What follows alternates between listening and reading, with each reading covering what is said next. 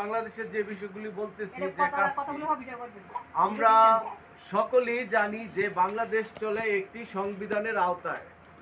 সংবিধানের সাথে 1 অনুচ্ছেদে জনগণকে প্রজাতন্ত্রের মালিক ঘোষণা করা হয়েছে। সংবিধানের প্রদত্ত অধিকারের আওতায় অহিংস গণ অভ্যুত্থান বাংলাদেশ একটি সিভিল রাইটস সংগঠন।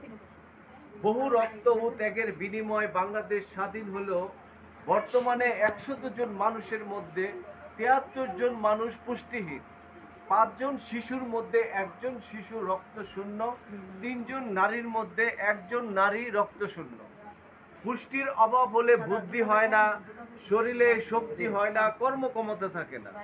পুষ্টির জন্য প্রত্যেক দিন প্রত্যেক মানুষকে 1 গ্লাস দুধ খেতে হয়, একটা ডিম খেতে হয়, 30 গ্রাম মাখন চর্বি জাতীয় খাবার খেতে হয়, 60 গ্রাম মাছ মাংস, 100 গ্রাম ফল, 200 গ্রাম শাকসবজি, 300 গ্রাম চাল আটা খেতে হয়। যে খাবারের কথাগুলো বলা হচ্ছে এগুলি কিনতে দৈনিক 276 টাকা খরচ হয়। 276 টাকা মানে মাসে 8,000 টাকা। তো একটি ফ্যামিলিতে যদি 5 জন থাকে কত? 41,000 টাকা শুধু খাবারের জন্যই খরচ হয়। তাহলে ওষুধ, পোশাক, শিক্ষা সহ অন্যান্য খরচ তো আছে। শতকরা 73 জন মানুষ এই টাকা জোগাড় করতে পারে না বিধায় পুষ্টিও পায় না। 2023-24 অর্থ বছরে বাংলাদেশ সরকার 7,61,000 কোটি টাকার বাজেট বানিয়েছে।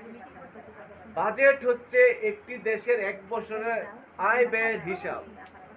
ব্যয়ের মধ্যে থাকে সরকারি কর্মচারীদের বেতন, ভাতা, পেনশন, বাড়ি গাড়ি খরচের হিসাব। আমাদের সরকারগুলো দেশ বিদেশ থেকে কোটি কোটি টাকা ঋণ করেছে। সেসব ঋণের কিস্তি দিতে হয়, সুদ দিতে হয়। সরকার রাস্তাঘাট, স্কুল কলেজ বানানো সহ নানা উন্নয়নের কাজ করে থাকে। সরকারের কোনো জমিদারি নেই, লাভজনক কোনো ব্যবসাও নেই। বাজেটের পুরো টাকাটাই 18 কোটি জনগণের থেকে ভ্যাট ট্যাক্সের মাধ্যমে আদায় করবে। কি বুঝছেন? বর্তমান বছরে প্রত্যেক মানুষ থেকে গড়ে 42,300 টাকা আদায় করবে। গত বছর 37,000 টাকা আদায় করা হয়েছিল। এমন কোনো মানুষ নেই যার থেকে ভ্যাট ট্যাক্স নেওয়া হয় না। এমন কোনো জিনিস নেই যা ভ্যাট ট্যাক্সের আওতায় নেই। চাল, ডাল, লবণ, তেল, বিদ্যুৎ, পানি, বই, খাতা সবকিছুতেই ভ্যাট দিতে হয়। একজন ভিক্ষুককে তার স্যান্ডেল, লুঙ্গি, গামছা, পোশাক, লাঠি, চশমা, টুপি, ভিক্ষা করতে থালা, এই থালার উপরও ভ্যাট দিতে হয়। ভ্যাট ট্যাক্স নেওয়া কোনো খারাপ কিছু না, সব দেশেই ভ্যাট ট্যাক্স নেওয়া হয়। কিন্তু দুর্ভাগ্যজনকভাবে আমাদের দেশের জনগণ থেকে ভ্যাট ট্যাক্সের একটি বড় অংশ সীমাহীন দুর্নীতির মাধ্যমে বিদেশে পাচার হচ্ছে। স্বাধীনতার পর থেকেই বিনা বাধায় অর্থ পাচার চলছে। বলা হচ্ছে বিগত 52 বছরে 20 থেকে 25 লক্ষ কোটি টাকা পাচার হয়েছে।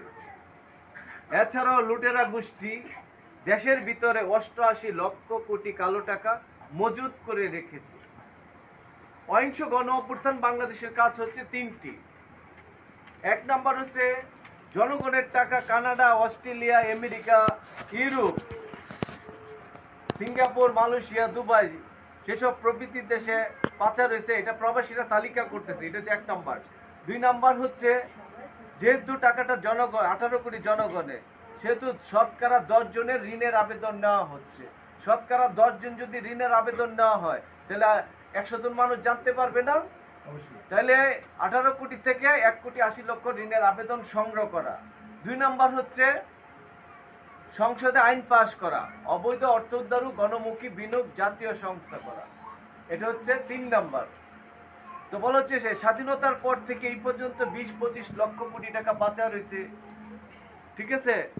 তো এগুলিতে উদ্ধার করে কৃষক, শ্রমিক, হকার, বেকার, ছাত্র তাদেরকে বিনা সুদে, বিনা জামানতে, সহজ কিস্তি পরিশোধযোগ্য 1 লক্ষ টাকা থেকে শুরু করে 1 কোটি টাকা মতো ঋণ দেওয়া হবে। যেমন কেউ চিন্তা করলো আমি 10টা গাভী কিনতে চাই, একটা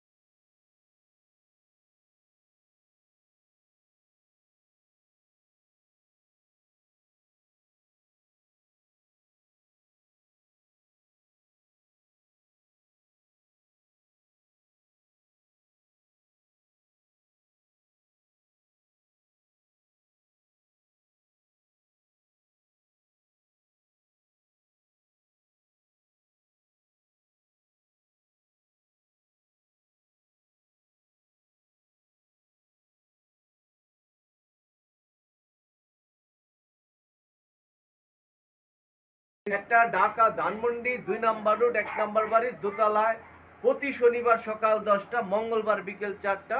এটা বাংলাদেশ ব্যাপী মানুষ পূরণ করে জমা দিচ্ছে, আপনিও জমা দিলেন। এখানে আপনি কাউকে 10 টাকা দিতেও পারবেন না, কারো কাছ থেকে 10 টাকা নিতেও পারবেন না।